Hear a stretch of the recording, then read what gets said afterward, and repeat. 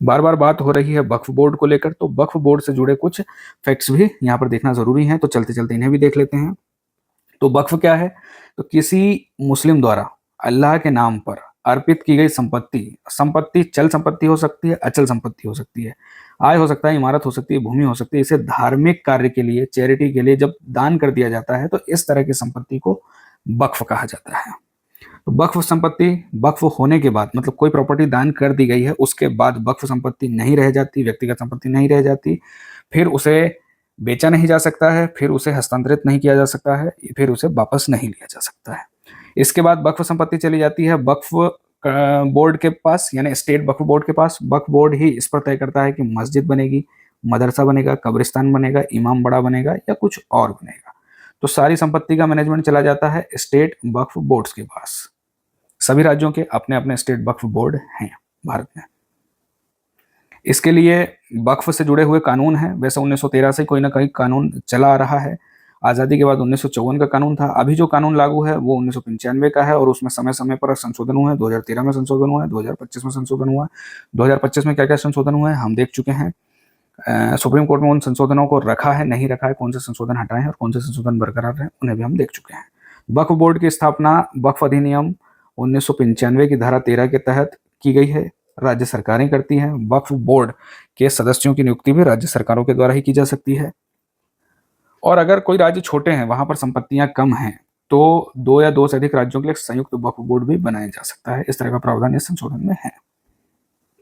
यदि इसकी संरचना की बात करें तो यह एक वैधानिक निकाय है, क्योंकि कानून के तहत बना है। हमने देखा था 1995 का कानून है। तो वक्फ बोर्ड में अध्यक्ष होते हैं, सदस्य होते हैं, नियुक्ति की जाती है राज्य सरकार के द्वारा। ठीक है। सदस्य कौन कौन हो सकते हैं? सदस्य हो सकते हैं मुस्लिम समुदाय से जुड़े लोग, सांसद हो सकते हैं, विधायक हो सकते हैं, एमएलसी हो सकते हैं, बार काउंसिल के सदस्य हो सकते हैं, जैसे वकील होते हैं, जो मुस्लिम वकील हैं वे हो सकते हैं, मान्यता प्राप्त इस्लामिक संगठन के सदस्य हो सकते हैं, इस्लामिक कानून के और इस तरह के जो विशेषज्ञ लोग हैं वो हो सकते हैं। इस तरह का एक काउंसिल केंद्र के स्तर पर भी होता है, केंद्रीय वक्फ काउंसिल। तो स्टेचुटरी बॉडी है, यानी कि वैधानिक निकाय है। इनके सदस्यों की नियुक्ति राज्य सरकार के द्वारा की जा सकती है। मुख्य कार्य क्या है? मुख्य कार्य है संपत्तियों का पंजीकरण करना, रिकॉर्ड रखना, प्रशासन करना, संरक्षण करना, धार्मिक कार्यों के लिए संपत्ति को खर्च करना, दुरुपयोग और भ्रष्टाचार को रोकना और विवाद पड़ने पर ट्राइब्यूनल के समक्ष विवाद को उठाना। तो ये कार्य सारे वक्फ बोर्ड के होते हैं। भारत में वक्फ की कितनी संपत्ति है? तो भारत में बताया जाता है लगभग 4.7 लाख से अधिक वक्फ संपत्तियां दर्ज है। 6 लाख एकड़ कवर करती है, मतलब 6 लाख एकड़ जमीन है। कहा जाता है कि सेना और रेलवे के बाद सबसे ज्यादा जमीन वक्फ बोर्ड के पास ही है।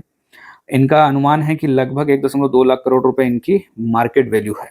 लेकिन इस संपत्ति की आय में अक्सर भ्रष्टाचार, अतिक्रमण, कुप्रबंधन जैसे कई कमियां सामने आती है। कई बार मुद्दे उठते हैं। तो भ्रष्टाचार, अतिक्रमण और कुप्रबंधन से ये संपत्तियां ग्रस्त हैं और इनका ठीक से उपयोग नहीं किया जा रहा है। यदि इनका ठीक से उपयोग किया जाता है तो मुस्लिम समुदाय के लिए काफी लाभदायक होगा। वक्फ ट्रिब्यूनल की बात करें तो प्रत्येक राज्य क्षेत्र में वक्फ विवाद निपटाने के लिए ट्रिब्यूनल होता है। इसमें एक अध्यक्ष होते हैं और 2 अन्य सदस्य होते हैं और इनके निर्णय जो हैं दीवानी अदालतों पर बाध्यकारी होते हैं। केंद्रीय वक्फ परिषद की बात करें तो केंद्रीय वक्फ परिषद की स्थापना हुई है वक्फ अधिनियम 1964 के तहत और इसका काम है राज्य वक्फ बोर्डों को सलाह देना, मार्गदर्शन देना।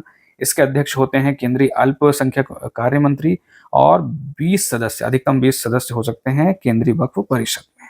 ठीक है। इनके सामने क्या क्या चुनौतियां हैं? वही अतिक्रमण, भ्रष्टाचार, कुप्रबंधन, कई संपत्तियां अवैध कब्जे में हैं, कम आय जनरेट हो रही है क्योंकि मैनेजमेंट ठीक नहीं है, यानी कुप्रबंधन है, विशाल आकार होने के बावजूद एक न्यूनतम आय जनरेट होती है।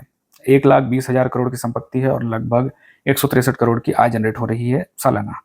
तो राजनीतिक हस्तक्षेप भी बहुत ज़्यादा है, विवाद है और धार्मिक स्वायत्तता के नाम पर राज्य इस पर हस्तक्षेप कर रहा है। तो इसको लेकर भी, मतलब राज्य और धार्मिक स्वायत्तता के बीच में संतुलन को लेकर भी काफ़ी चर्चा है, विवाद है, बहस होती रहती है।